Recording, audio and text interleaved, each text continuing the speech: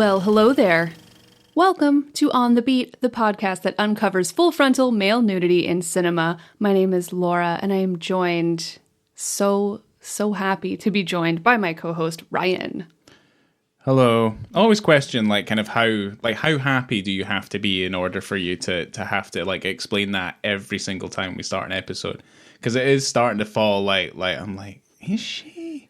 Is it? I'm like, we're married. And is it not genuine? Does it not sound genuine? No, I'm not saying it doesn't sound genuine. I'm kind of thinking, why did you have to proclaim it every time? Is it because you're so happy? Yeah. Well, I didn't see you for a couple days, and I got home, and yes, I'm happy. Okay. I'm fucking happy. Okay. Right, okay. Just calm down. Bloody hell. All right. And I'm so happy to be here with you talking about the 2004 comedy drama Sideways. Yeah, I like this movie. I've always liked this movie. We watched it again. I was a little bit dubious of whether or not I would, after all this time, thinking, wow, that was a really good Alexander Payne movie, and then quite enjoying it a fair amount. And then we watched it again, and I was like, yeah, no, it's actually a really good Alexander Payne movie. I don't know if it holds up on a rewatch too much, on a multiple rewatch value, which is something I like in a film. So I wouldn't rate it too highly. Yeah. I don't think that it's one for me personally that I can watch a ton of times and still get as much joy out of, except for that particular dick scene, which I love. Yeah. But the movie is very funny. Yeah. No, the humor really pulls out because it's not really anything other than it's just well written kind of human human natural comedy kind of going out. Human bullshit. Yeah, pretty much. Because at the forefront of the film's a very convincing double act that really kind of brings a lot of the stuff. There's a lot of emotion in it as well. I think it's obviously quite sad at the forefront as well. But yeah, I think everybody in this movie does very well, and it does hold up because it's it just feels very real and genuine. That's why I think it's so funny. Yeah, you have a stellar cast. Paul Giamatti plays Miles. Thomas Hayden. Is he Thomas Hayden or Thomas Hayden Church? Thomas Hayden Church, isn't it? On Letterboxd, it just says Thomas Hayden. I've got him written down in my notes as THC. I know, I always had him there. Whatever, he's Thomas Hayden Church. Yeah. As Jack, Virginia Madsen as Maya, and Sandra Oh as Stephanie. Yep. And you already said, directed by Alexander Payne. Yeah. So I like Alexander Payne's stuff. I guess, being very brief about it, there's not too much to kind of say about him for the most part. But I would guess his filmmaking, I've kind of characterized by very good use of kind of economy. At no point do you ever feel like his stuff's relatively quite busy. I feel like it's very kind of solidly put together. Okay. And I feel like a lot of the benefits come from the fact that he writes most of his work as well. So most of the time, I feel like he comes out with just really kind of charming, satirical films, packed with a bunch of dark humor, which is obviously something I can get quite behind. Yeah, definitely. He's a celebrated member. I would say he's been nominated quite a few times by the Academy. That means anything, but certainly it's mostly for his writing. He's never won Best Director or anything like that. But I guess his whole start comes in 1990. His thesis film, The Passion of Martin, got the attention of Universal, who gave him a script job. And I think inevitably during the course of that script job, they didn't like what he'd written, but what he had written. Oh dear. Yeah, what he had written, because his thesis film was directly out of college, so he went to UCLA, did a film there, and he gets a script job immediately after leaving. But again, Universal didn't like what he wrote, or they didn't give him the option either, after he'd written it.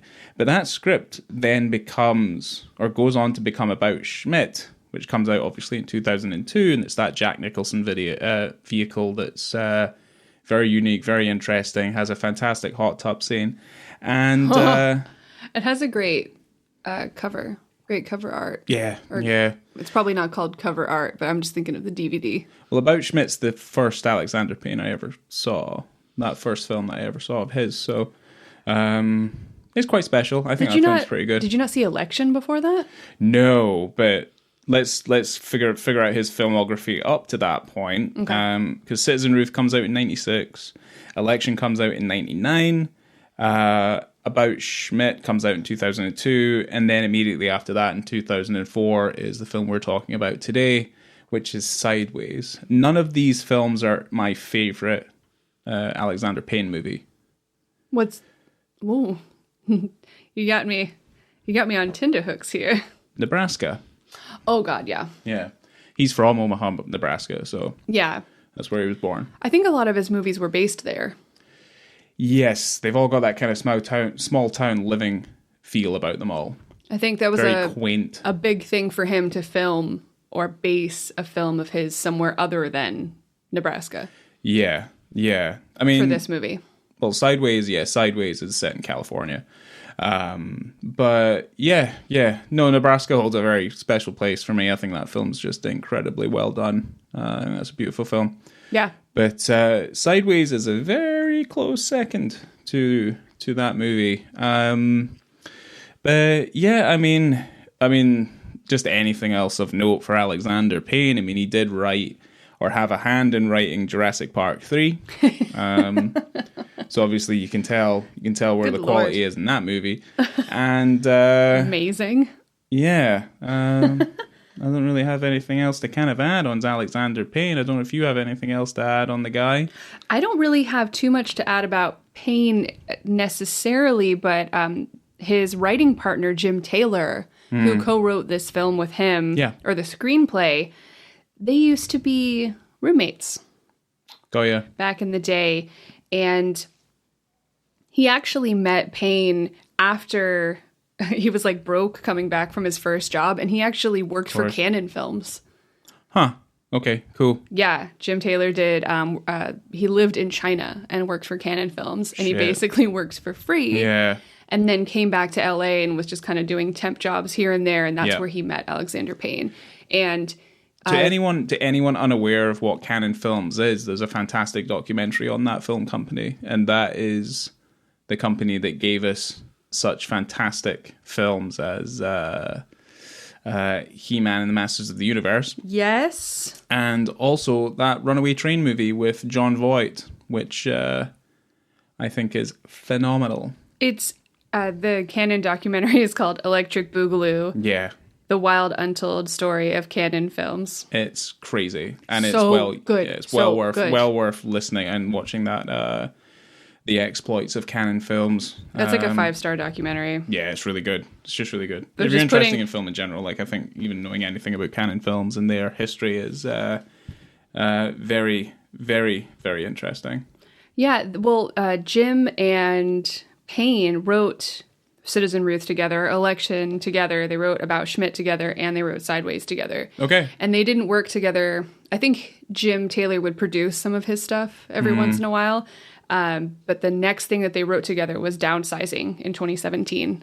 Okay. Yeah, Downsizing I've not seen, but I've not heard good things about it. Matt Damon. Mm-hmm. And they got shrunk. Yeah, I was not interested in that film. Sounds stupid. Let's continue on with Sideways. Okay, let me give you the synopsis. Synopsis. You ready? I'm ready. 2 middle-aged men embark on a spiritual journey through Californian wine country. One is an unpublished novelist suffering from depression, and the other is only days away from walking down the aisle. I feel like that's too descriptive and not descriptive enough. Yeah, I feel like it's a little bit kind of... 2 dysfunctional best friends go on a wine tasting tour, and chaos ensues. How about that? Yeah. That's mine. Yeah, I think so. Thank you. So. The tagline's good, though. What's that? In search of wine. In search of women. In search of themselves. Wow. Love it. I'm pretty sure that was in the trailer. That's good. Yeah. That's good. pretty good. It's pretty good. I think, Like, road trip movie. Yeah, I guess leaning too far into its like quirky side, because Sideways is incredibly quirky. Yeah. Like it would maybe potentially alienate a cinema going audience, or at least like if you focus too much on the comedy aspects, because much of like what you read from that synopsis could make it out to feel like an incredibly kind of standard PG-13 happy-go-Larry kind of cinema-going experience, where certainly your audience is in their late 40s, mid 50s. Yeah. Being like, oh, that looks like a lovely place to go. I mean, that's what I thought when we were watching it, and I'm not in my 50s. I'm not like a wine buff, but I look over and I go, ooh, Ryan, would you like to go on a wine tasting tour? There's a thing, and weird? I wrote this down, and yeah, I would love to go on a wine tasting tour. It looks but like, fun. Yeah, but here's the thing, like, there's the thing that this film does really well, and it never holds the film back to any sort of degree, is this very stark kind of romanticization of the pretension of wine and winemaking.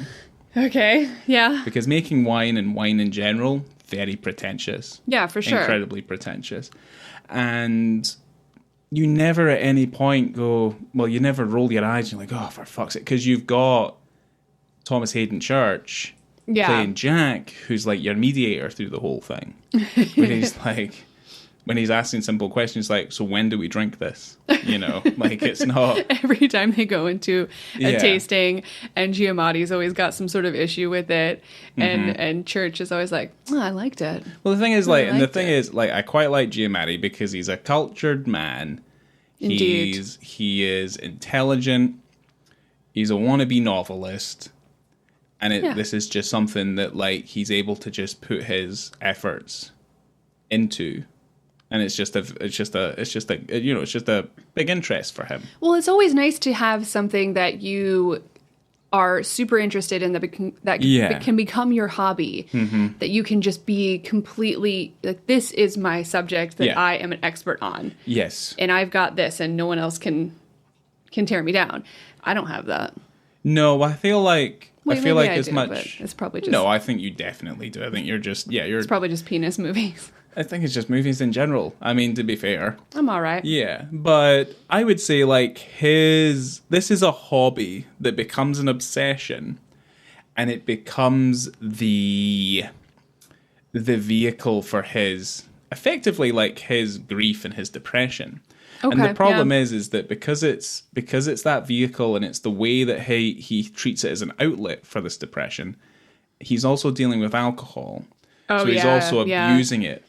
So he makes himself look like a fucking ass sometimes because he does abuse it. But again, it's because of the way that he's dealt with, his divorce. Yeah. Which we're constantly reminded was 2 years ago. And he should be kind of moving on with his life. But he feels like it's incredibly stagnant, and it's standing still.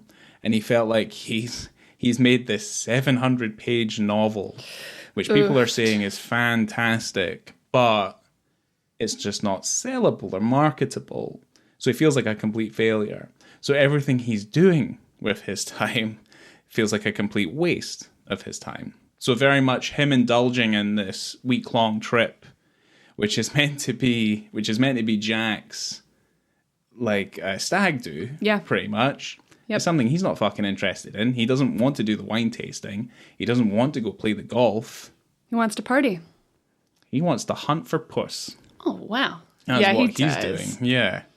He's like, he wants to get laid. And Miles won't get laid. No. But Jack will. Easily. Yeah. With just about anyone. I mean, it's very much his goal on this entire trip is I guess like that's. I think he's always very helpful to Miles, though, in that way where he's trying so hard, and he's finding women that at least he knows that he's attracted to and that he can get along with, and he's trying to put them together and facilitate some sort of romantic connection. Yeah. But Miles is just so up his own ass in his own depression in his own head that he just won't accept it. No. And that's the thing. This is a trip that Miles has taken many times pretty much on his own, Yeah. and probably with his ex-wife at some point. Oh, yeah. So they've all been aware of the fact that he's probably gone up there with her, but then also he's gone up there alone. He's now divorced, and he's continued to go up there alone. So a lot of the people that he's been friendly with, I kind of feel like have taken pity on him to some degree, because he is such a kind of mainstay of that area. But again, these are all wine people. So, they're all kind of cut from the same cloth, so to speak. But yeah, I would say you've got two very kind of polar opposite characters who happen to be friends from college, and they go on a road trip and hilarity ensues. Yeah. It's pretty much what it is. Yeah. And there's drama, there's romance.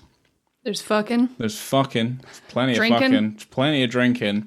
And certainly it's just, you would think it would be this relatively quite banal and stagnant film that just, you feel like you've probably seen it 100 times before, where it's like, man divorced, is on his own, then falls in love with the girl of his dreams, so to speak. But it's never kind of framed that way, because real life itself isn't technically framed that way. Like, it doesn't really work out like that.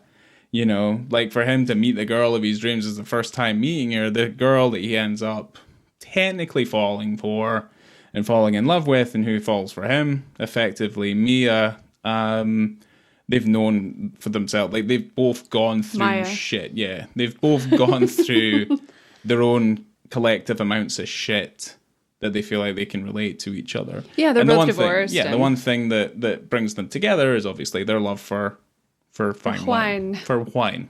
So. For that sweet, sweet Pinot Noir. Yes. It's the Pinot Noir, right? It's not the Grigio. Pinot Noir. Well, Pinot Noir is the red version. Pinot Grigio is the white one. Is the white one. Earlier in the movie, they popped open a bottle of Pinot Noir, and Jack was like, "Why is this white?" Remember? Because it had different grapes. Right. So can a Pinot Noir be white? Yes, because of the color of the skin on the grape. I wonder what makes it is it a type of grape? A white type of grape? I know nothing about wine. You have your red grapes, you have your pink grapes, you have your white grapes, and you have your green grapes. And all of the skins, they're what color the wine. So if you have a dark red, that's a dark red wine you have there. I don't know. I wanted them to explain it more. I kind of liked it. And I know that Alexander Payne was saying that he took out a lot of the dialogue of the explanations of wine making, and because he was like, it's boring. Yeah. I thought it was interesting. Maybe I need to watch a wine documentary. Yes, there are books on the subject. No, I don't want to read. Okay. But I think already got time for that. Well, if you want to read about wine and horticulture and stuff, but the thing is, and I feel like what they kind of really get across with Miles as well is like he's got this very kind of praised obsession with like convolution, like anything for him never seems to be simple. That's why he has like a massive novel that can never be sold, and he kind of indulges so far into wine where it just kind of, again, I would say like he's very far into the subject to the point where when compared to obviously Jack, he kind of makes Jack look like a fucking idiot. Right, which I'm sure he's not. No, he's not. But I think he's very kind of, he's not of the same sort of track of mind, No. He's a man of simple pleasures. Indeed. And he's also like a commercial actor and stuff like that. So he's all face. Yeah. For the most part, Yeah. I love that they're still friends. Yeah. Well, I feel like there's plenty in which Miles's character has had to deal with over the years with having to deal with Jack, but he is Jack's best man at the coming wedding. You know what I mean? Yes. And he has known him since college, and these men are quite easily in their 40s by this point. Yeah. Like I feel like both of these characters are making the steps they're making because they feel like time is running out for them.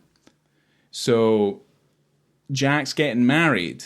But let's be fair, Jack's a bit of a philanderer. I mean, maybe for Jack, but then also, if you think about it, if you remember when at the end of the film, and you meet kind of at a distance at least, Jack's fiance, she lives in a mansion. Yes. She's rich. So it kind of makes you think like, okay, he's philandering about, doing his thing. Is it because he's an actor? Is it because he's an asshole? Is it because he's maybe very insecure and unsure of himself and kind of using his tiny little bit of fame on soap operas to like get laid and maybe make himself feel better? Maybe. But then you've got this like rich fiance, and it kind of makes you think like even worse of him. Well, I'm going to say that his fiance is probably personally not rich. It comes from her father. But that doesn't matter. That's money, baby. It's like a waterfall. Yeah, but then there's a kind of like there's a shallowness to Jack's character in the sense that like which makes me think he's like he could continue on with the philandering, but he sees a good thing with this woman. Yeah, you know. Like, she's probably good looking. She's got money. She's well-to-do. Yeah. Might as well. But it's the very definition of settling at that point. He's going against his own nature to be like, you know what? Settling might be a different word. I don't know what it would be. Settling means the perfect word. Desperation. No, I think loneliness. Yeah, but he probably is very lonely, though. He is probably very lonely. He's maybe not getting the same amount of work. He's probably just like, you know what, I could live in this fucking fancy house in California, because real estate in California is fucking expensive. Seems like it's expensive everywhere. Yikes. Well, I don't know. I saw I think you could get I think it's like the same 300 odd K house you can get in Florida. It's at least 600K in California, so it could be a lot worse. But we'll both be under the ocean soon enough, so. Yeah, but like I feel like these are two men who are looking at like the second part of their life, and you're kind of desperately looking for a footnote, you know, like you're desperately looking for something to be like, okay, I did that, you know? Aren't we all? You know? Maybe that's what makes it so endearing. Yeah. I mean, we're always searching for the thing that's going to make us happy, searching for the thing that's going to give us a mark in life, and it's a very human trait to feel like time is running away from you. Yeah. I feel like. And I feel like it's something you can't... There's no amount of people who are going to turn around and be like, time doesn't matter. And it's like, fuck you. Time is a construct. Yeah, time is a construct that we have all created ourselves to make us feel fucking terrible. Well, maybe that's why this movie is such a, dark comedy. Yeah. But for the most part, I mean, the dark comedy comes from... Because Miles does some questionable things. Yeah. And for the most part, Jack and Miles are lying to these two women about the fact that they're not getting married. Jack's just like fucking Sandra Ho, like dipping like that crazy. Wick. Yeah, telling her things, saying he loves her. She's got a child and stuff. Like, it's a real messy situation that they end up creating. And Miles has a good thing going with this with Maya. That's very true and very honest. Yeah. And he is honest with her as much as he can be, and I think that's. And this whole it's the least we could ask for. Yeah, this whole episode completely jeopardizes that. So I want to jump right into it, like especially when Stephanie, right, when Sandra Oh finds out that Jack had been lying the whole time, and he'd been telling her, oh, I love you, I'm going to move over here, and I'm going to take care of you and your kid, blah, blah, blah. And she finds out, because Miles had told Maya, he wanted to be honest with her, that Jack was engaged and going to get married in a day, 2 days. Well, they had to get back for the rehearsal dinner. Yeah. Yeah. He's not a good liar. He's not spent his time lying. I think that's the thing. And I guess, to his own detriment, that's probably the reason why things have gone so south for him, is because he is maybe a little bit too honest. I don't know. He's honest about wine. He might as well be honest about everything else in his life. So. Well, when Sandra Oh finds out that he was, when Jack was lying, she waits outside their motel and then slams him in the face with her motorcycle helmet. Yep. Repeatedly. It was awesome. Yeah. I love that. Batters fuck out of him. There's the shit out of his face. Yeah, no, it's rough. It is rough. And then she's cool as hell, vroom, tooting away on her motorcycle. Because the thing is any good comedy is, situations have to escalate to such an obscene level, you know? It's not funny unless there's a little bit of violence. Yes. Comedy violence. Show me the blood. Yeah. If someone's not slipping on a banana peel, I'm not happy. Yeah. Yeah, that's what I want. That's damn right. Damn straight. Banana peels all over the place. But, well, yeah, that's when he gets into that situation where they go to a restaurant, and I think... that did happen. Was his face all fucked up? So basically, his face gets all fucked up. They go to the hospital room. He finds out... Basically, like, he feels like by the time he comes out of that hospital, his career is over because, again, he's an actor. He's an on-screen actor. Yeah, his face, his nose his face is all fucked up. destroyed. And he's like, I'm going to have to get 3 operations. They're waiting for my nose to heal before they break it again so they can fix it. It's like, fuck. But they end up they have to go to a different restaurant because, again, they've completely fucked up the situation. They were all going to a place called the Hitching Post, which is pretty much a place that Miles had gone to countless times, and that's where Maya worked, where Maya waitress is, where she works, and he knows the barman, and it's always good going somewhere that you ken the barman, eh? Know what I mean? Absolutely. And he gives you all the good little bonuses. A little heavy pour. Yeah, heavy pour. Heck yeah. A little bit of a slide on that tab. Oh, yeah. Not bad. How many drinks did you have? Wink, wink. Yeah. Just the 2, Jerry. Perfect. And he puts up his hands and it's 7. And then he slaps you right on the tuchus. Yeah, he does. Gives you a kiss on the way out. Gives you his phone number. Just kidding. Already had it. His hotel room key. You have a key to his house. He has a bowl of keys sitting at the front door.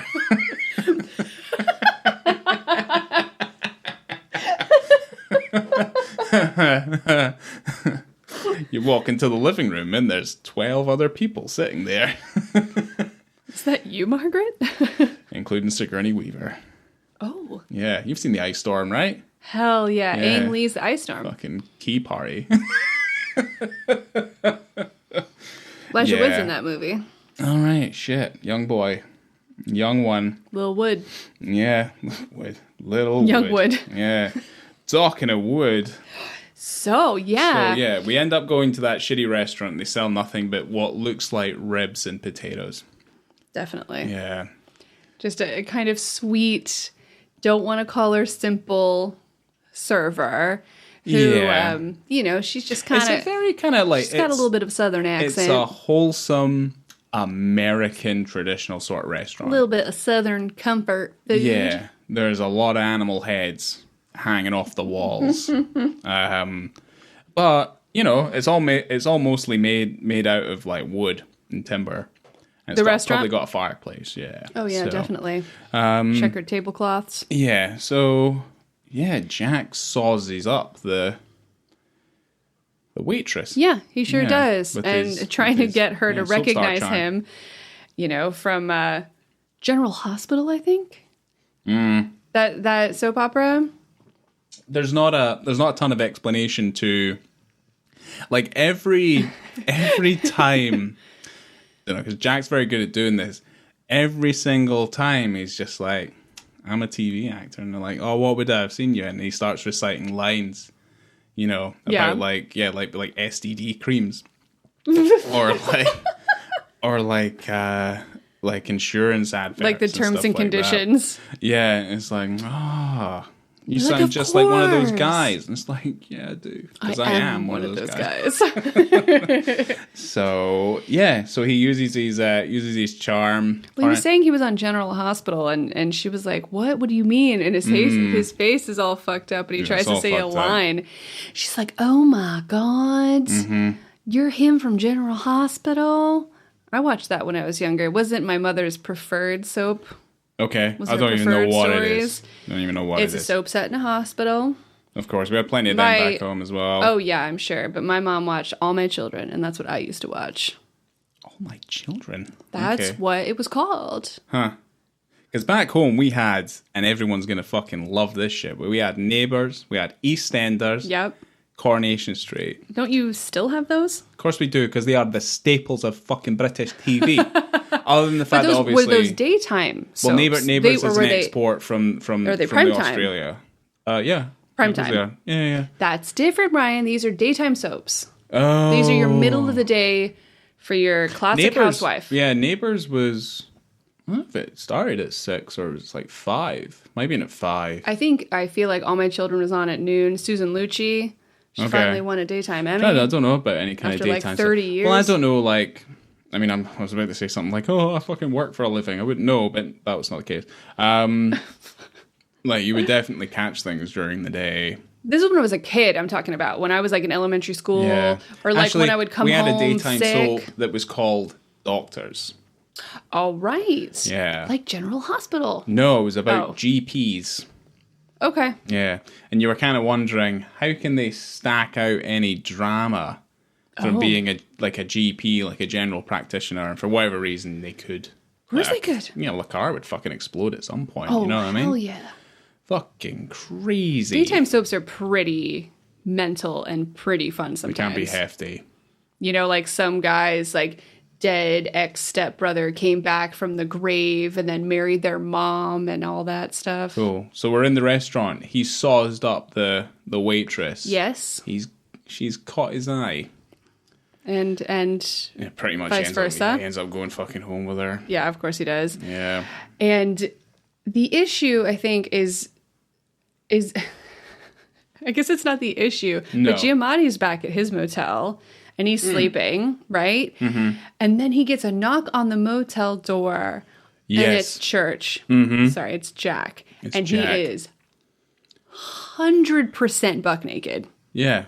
This isn't even the dig scene we're talking about. We're going into it. You don't see him naked. He's all in shadow, and he's cupping his bits and bobs. Yeah, but he does takes a cover, covers himself with it. This is not the Thomas Hayden dick introduction that we're getting here. No, we don't get that in this film. Sorry, nah. I don't think we get it ever, actually.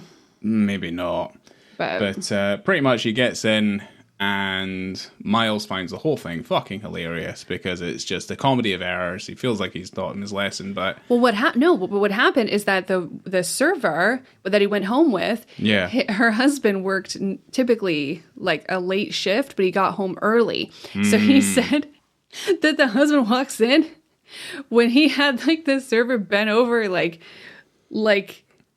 Oh God, what did he say exactly? He was like knee deep in her asshole or something. Pretty much he's like, yeah, he walked in and I'm on top of her with my dick in her ass. Yeah, like ridiculous. And then the husband chases him out of the house without being able to grab his clothes and he left his wallet. Yes. Oh no, but the wallet had his wedding rings in it. Yes. That were specially made and engraved with dolphins. Yeah, and this is kind of like a weird, uncharacteristic moment, obviously, for Jack as well, is that his moment of clarity, he basically breaks down. Yeah. And he's just like, I need to get those fucking rings back, because I can't lose my wife-to-be. I can't lose her. I can't do He finally realizes, after getting chased down the street naked, that he cares about his fiancée. He does care. I feel like he always did care. Problem is that his... Yeah, he's a male instincts or whatever. Fucking... gross. Took hold. But, so they've got to go back to the goddamn house. So they go back to the house. They're like, there's a moment where they're like, well, how the fuck am I supposed to get them back? I'm meant to just knock on the door and be like, do you mind if I have a little look around for my friend's wallet? He was only just here having sex with your wife. But basically, like, after a little moment, it basically ends up with fucking Miles. Giamatti's got to sneak into the house. He sneaks into the house, like, he goes around the back. Yeah. Yard, slider doors open, goes into the slider door and just scary. Walks into their house. I couldn't believe it. Like, the balls on him throughout the whole film. Yeah, he's not meek necessarily, but I guess the only time that we see him maybe needing like a little bit of bravery is with the girl, with Maya, and he's not showing any type of gumption or bravery in that way. But he does have relatively quite animated, not violent, but animated outbursts when he kind of throws a few wobblies. Fair enough, but he's sober, and this is right in the morning. Like, dawn is breaking, right? It's dead of the morning. So just the balls that he has to go break in or sneak into this person's house to try and find this wallet is wild. It's crazy. It is so stressful to watch.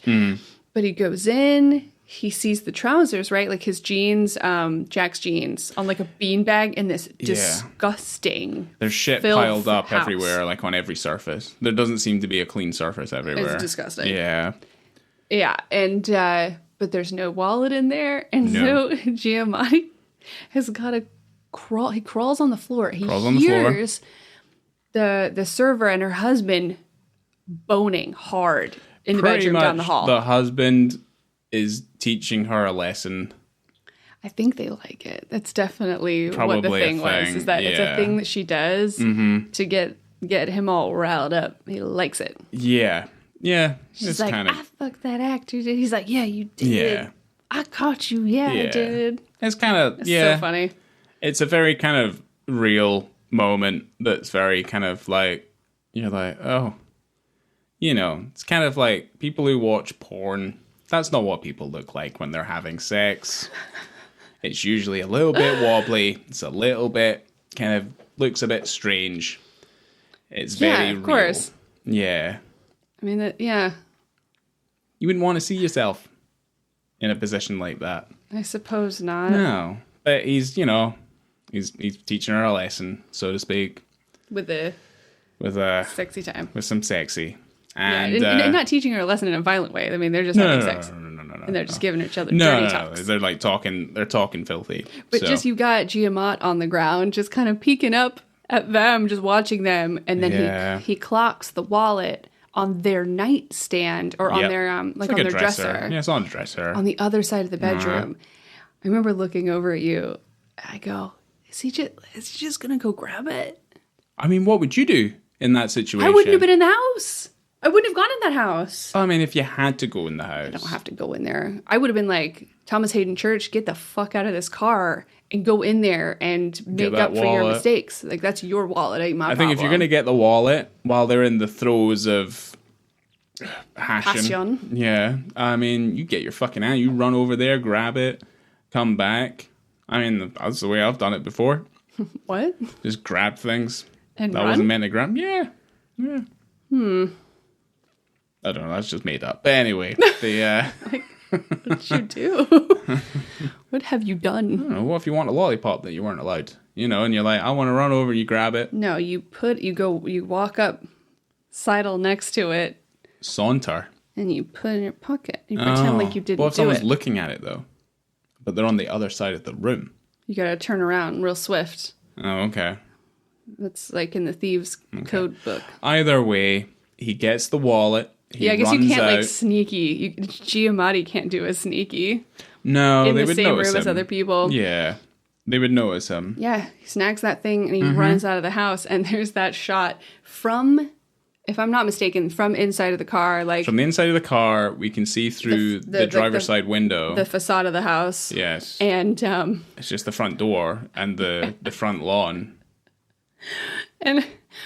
And Giamatti is running, holding the wallet, just screaming towards the car. Yeah. And then you see not far after him is, I don't know what his name in the movie is, but the actor's MC Gainey. He is referred to as Cammie's husband. Cammie's husband, that was her name. Aye, but it's MC Gainey. MC Gainey, and so Cammie's husband. He's from a whole bunch of different things. So, Con Air, he's in Terminator 3 for some reason. Rise of the Machines. Yeah. Wild Hogs, Mighty Ducks. Dukes of Hazzard, Breakdown, The Fan, and Breakdown. I was leaving Breakdown to last because Breakdown is probably the best one out of all them. Is Breakdown better than Con Air? I don't know. I really like Breakdown. I do. Breakdown is amazing. Breakdown is a very different beast to Con Air. Con Air is just awesome. It does have Malkovich in it, so Buscemi's in there. Isn't Ving Rhames in Con Air as well? Oh, goodness. I think he is. He fucking better be. Is he? I was going to say John Cusack, who is in that movie, but he's not. He's fine. Maybe Ving Rhames ain't in that movie. Like no, he is. John Cusack got really weird recently in the last 10 years. I saw him at a convention, and you can do those photo ops and you pay, I don't know how much money, and you can go up for 3 seconds and stand next to your favorite celebrity at the convention, and they'll take a picture of you. It's always super weird. Yeah. But he was in all the photos just standing there kind of with his hands in his pockets and holding his vape pen. Oh, okay. In all the photos. So all these people really want a picture with cool John Cusack. Got nasty John Cusack holding a vape pen. In all their photos they probably paid $50 for. Hey, look.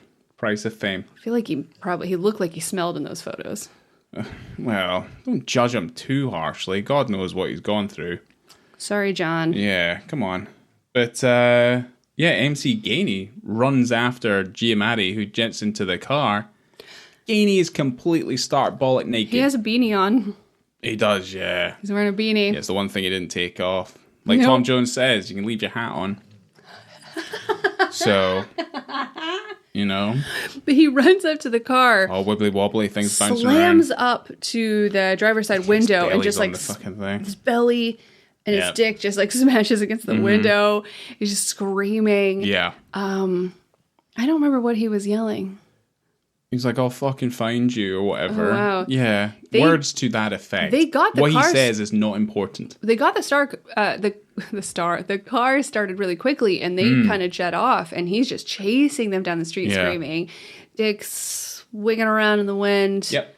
It was glorious. Yes. Comedy penis at its finest. You know MC Gainey was a mortician's apprentice before he became an actor? Huh. He was in the army as well. We'll have to start somewhere. Yeah, well, he fucking looks like he was in the army. That guy looks like he doesn't take shit from no one. Yeah, pretty much they fake a car accident. I feel like there's a couple of things that I definitely didn't get to touch on yet, and it's not specifically related to the story of the film. Okay. I don't know if you have anything if there's anything specific you wanted to touch on first before I dive into some weird stuff. I don't think so. Okay. I have covered what I wanted to cover. But yeah, if you've got some stuff to say, then say something. I might be able to jump in. Okay. I've got a couple of, you will, specifically. I wrote something down especially for you. Oh, fuck. Rex Pickett is the author of the book Sideways. Yeah. And he actually wrote a sequel called Vertical. And that was written in 2010. And that's the same character 7 years later. Oh, okay, cool. And then he wrote another one. So there's a trilogy of the Sideways characters in these novels. And the third one has a terrible name.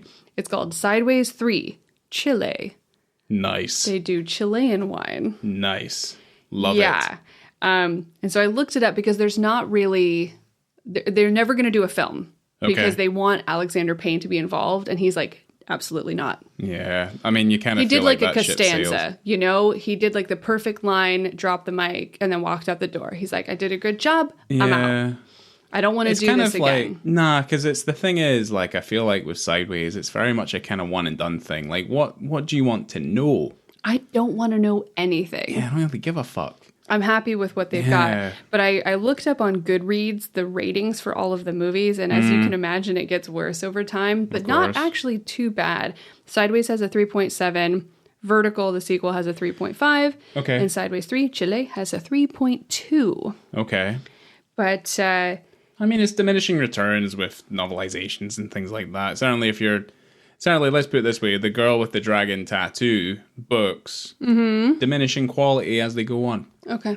Same as the films do. That makes sense. Yeah, the Swedish adaptations, obviously, because they did all of them, or most of them, pretty much. Not the American ones, because there's technically only 2.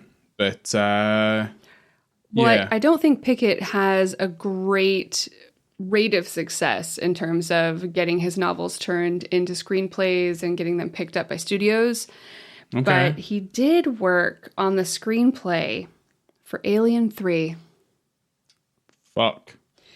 My other tidbit is that George Clooney talked to Payne and asked about the role of Jack. He wanted to play Thomas Hayden Church's role. Good old Clune. To be fair, THC's role in that movie, fucking amazing. Really good. That is the role of a lifetime.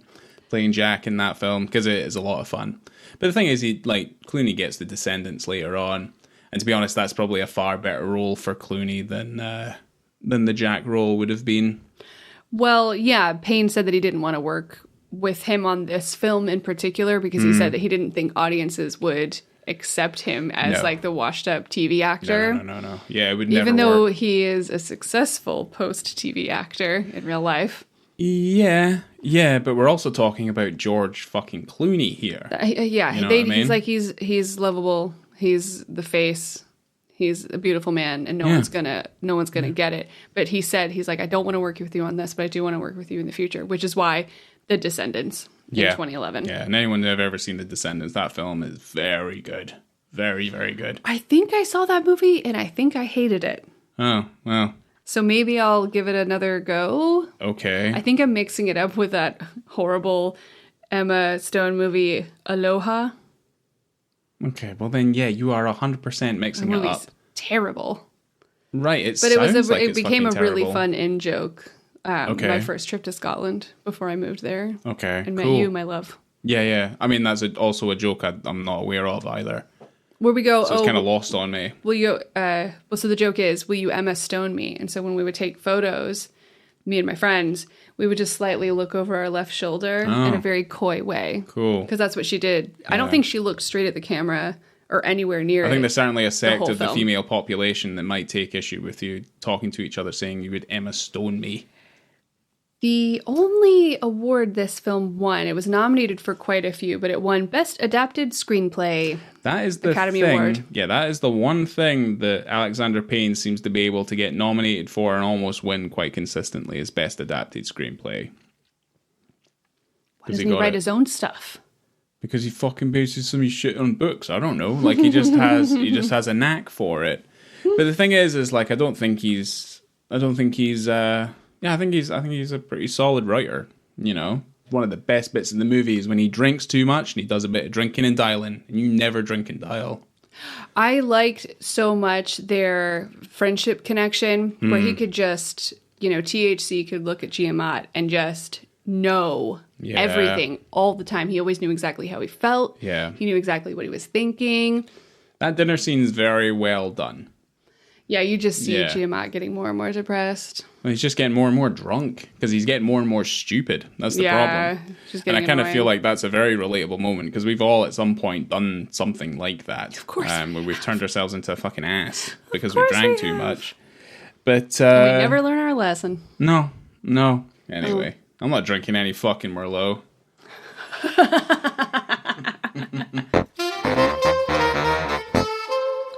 Well, let's get to our ratings if you're ready for it. Yeah. So movie first, I guess. Movie first, let's do it. You go first. Well, I gave Sideways 5 stars. Holy shit. Because of the way it makes me feel. Wow. Yeah. The thing is, here's my thing, is that the film itself, I feel to be very warm and very comforting when I watch it. Okay. Yeah? And it's bloody funny. Yeah. And certainly there's points where I was sitting down, I was laughing, and you're looking at me, and I'm like, just leave me alone. Like, I mean, I'm in my element. I'm enjoying myself. Well, like, full disclosure here, I was working while we were watching this movie today, so. Oh, okay. I mean, you knew it. I had all of my computers out. Yeah. I mean, my bad. I like this movie an awful lot. Like, I think this film ticks a lot of boxes for me. And the thing is, it's not my favorite Alexander Payne movie, but I mean, I watched it again today and I was like, it can't have the same effect on me this time round. I was like, yeah, it did. Great. Here we go. I mean, it's nice. And I feel like it explores a few things. Like, they're very universal human emotional kind of traits and ideas and things, and certainly stuff that I feel like I can relate to as well. Okay. Where you kind of feel like, oh fuck, I'm getting older, like what the fuck am I doing with myself? And it's like you feel like your one chance that you have, you feel like it's your last chance, when really in reality, like, every chance is still a chance up until the point where you end up in the fucking grave. So I kind of feel like that's a morbid but very nice way of looking at it. Yeah. I mean, people should stop worrying about not doing things and just do them, Part of part of living is failing, so to speak. So, yeah. It's all growth. It's all growth. We're Hopefully all it's growing. not all a growth. It's just growing. Yeah. Yeah. Sorry. Found a lump in my balls. I'm like, oh no, it is the end. I've got a lump in my head. Got a lump between my pants. Hey, fucking. But yeah, no, I really like Sideways. Puts a smile on my face, to say the least. Like, okay. Yeah, it's pretty fun. I gave it a 4 for the film. Okay. Which, yeah, I don't think it's too generous from my perspective. No. I do like it. I think it's fun. It would be a solid 4, and I was going to give it 4.5, but like, when I start getting like upset near towards the end, I'm like, goodness. I'm like, you know what? Like, why not? Like, okay. I don't tend to feel emotionally affected by films that much now, you know? Certainly stuff that I watch that's new, like I don't really have that. And I don't know if like a lot of films have that capability to do that to me. I'm going to give you one example. What's that? Pig with Nicolas Cage. Didn't cry during that movie though. Oh, I cried like a newborn. That's a different thing, and I am not ruining Pig because Pig is still a relatively quite recent film. So 5-star film. Yeah, don't talk about it. Just go see it. Oh my gosh. Beautiful. So 4 stars for Sideways from Big Laura. Yeah. All right. What about the dick scene though? 5 stars. 5 stars here as well. I kind of feel like it doesn't need much in the way of explanation. You've got your visibility, you've got your context. Your visibility, absolute 5 stars. Your context is funny. And I know that we've kind of gone back and forth between how penises are represented in film. Yeah. But I think that this kind of ticks a sort of box where it's not making fun or making a joke of someone being naked. No. And it's not even showing like their vulnerability in any way. No. This is like a man that's Enraged. probably more so enraged, showing his masculinity. Yeah. And it's perfect. Yeah. You know? It's funny and it's very relevant I say, to like, the story. out of the collection of films that we cover, because some of the stuff that we cover is quite either it's a little sexy. Oh yeah. Or it's incredibly dark. Fair. So stuff like this, I'm quite happy to put in, say, I mean, it goes alongside, say, the dick scene in Fisher King. Yeah. Which is kind of, I wouldn't say played the same way, but it's the same kind of, it's eliciting the same kind of level of response. Yeah. You know? Absolutely. Where it's just kind of like, that's wild.